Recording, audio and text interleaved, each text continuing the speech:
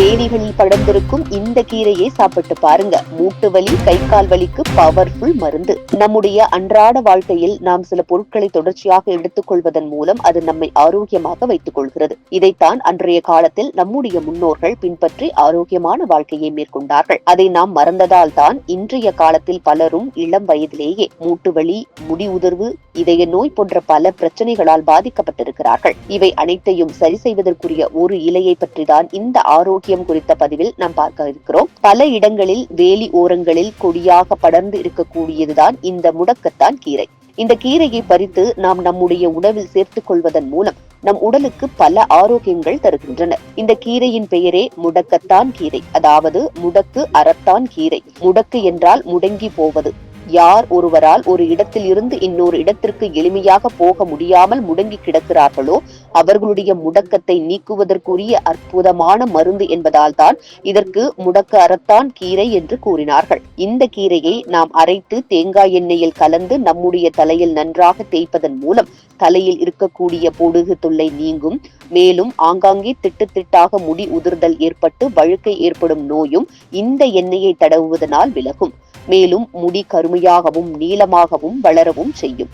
இதோடு மட்டுமல்லாமல் இந்த முடக்கத்தான் கீரையை அரைத்து நல்லெண்ணெயில் கலந்து முட்டியில் தேய்ப்பதன் மூலம் மூட்டு வலி குறையும். ரெமட்டாய்டு ஆர்த்ரிடிஸ் என்று கூறக்கூடிய மூட்டு சம்பந்தப்பட்ட நோய்கள் விலகவும், அந்த நோய்களால் ஏற்படக்கூடிய இதய பாதிப்புகள் குறையவும் முடக்கத்தான் கீரையை நாள்தோறும் உணவில் சேர்த்துக் கொள்ள வேண்டும். மேலும் RA ஃபேக்டரை 20 குறைப்பதற்கும் உதவுகிறது. இதோடு மட்டுமின்றி முடக்கத்தானை தோசையாக செய்து நாள்தோறும் சாப்பிட்டு வருபவர்களுக்கு கூன் விழுதல் பிரச்சனை என்பது முற்றிலும் நீங்கி அவர்களின் முதுகெலும்புகள் நேராக்கி நிமிர்ந்து நடப்பதற்கு உதவி செய்கிறது. மேலும் முடக்கத்தானை அரைத்து பசையாக தயார் செய்து அதை மாதவிடாய் பிரச்சனை இருக்கும் பெண்கள் தங்களுடைய அடிவயிற்றில் 2 நாட்கள் பற்று போல போட்டு இருப்பதன் மூலம் முறையற்ற மாதவிலக்கு என்பது நீங்கி முறையான மாதவிலக்காக ஏற்படும். இந்த முடக்கத்தான் கீரையை பயன்படுத்தி நாம் தோசை, துவையல், அடை, தேநீர் என்று பல வகைகளில் உபயோகப்படுத்தலாம். இயற்கை கொடுத்த அற்புதமான பொருளாக திகழக்கூடிய இந்த முடக்கத்தான் கீரையை நாம் பயன்படுத்தி நம்முடைய எலும்புகளை வலுப்படுத்தி ஆரோக்கியமாக வாழ்வோம். எண்ணெயில் முடக்கத்தான் இலைகள் சேர்த்து தலைக்கு தடவி வந்தால் பொடுகு தொல்லை நீங்கும். உடலில் புற்று செல்கள் தொடர்ந்து அதிகரித்துக் கொண்டிருப்பதை தடுக்க முடக்கத்தான் கீரையை தொடர்ந்து சாப்பிட்டு வந்தால் புற்றுநோயின் கடுமை தன்மை குறையும். இதில் அதிகளவு ஆன்டி ஆக்சிடென்ட்ஸ் நிறைந்திருக்கிறது. இது உடலில் செல் அழிவு ஏற்படாமல் காக்க உதவுகிறது.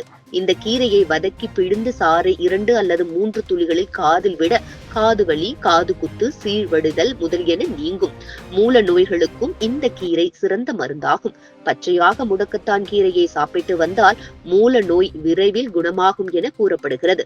முடக்கத்தான் கீரையை இடித்து பிரசவிக்கும் நிலையில் உள்ள பெண்ணின் அடிவயிற்றில் கட்டுவதனாலும் இலையின் சாறை பூசுவதனாலும் சிறிது நேரத்திற்குள் சுகப்பிரசவமாகும். குழந்தை பெற்ற பெண்களுக்கு முடக்கத்தான் கீரையை நன்றாக அரைத்து அடிவயிற்றில் பூசி வந்தால் கருப்பையில் உள்ள நச்சுக்கள் வெளியேறும். இது போன்ற முக்கிய நிகழ்வுகள், அரசியல் தகவல்களை ஆழமாக மாறுபட்ட கோணத்திலும் அறிந்து கொள்ள மறக்காமல் பாரத் மெயில் 24 பக்கத்தை பின்பற்றிக் கொள்ளுங்கள். உங்கள் ஒவ்வொரு ஆதரவும் இது போன்ற பல நிகழ்வுகளின் பின்னணியை அறிய உதவும்.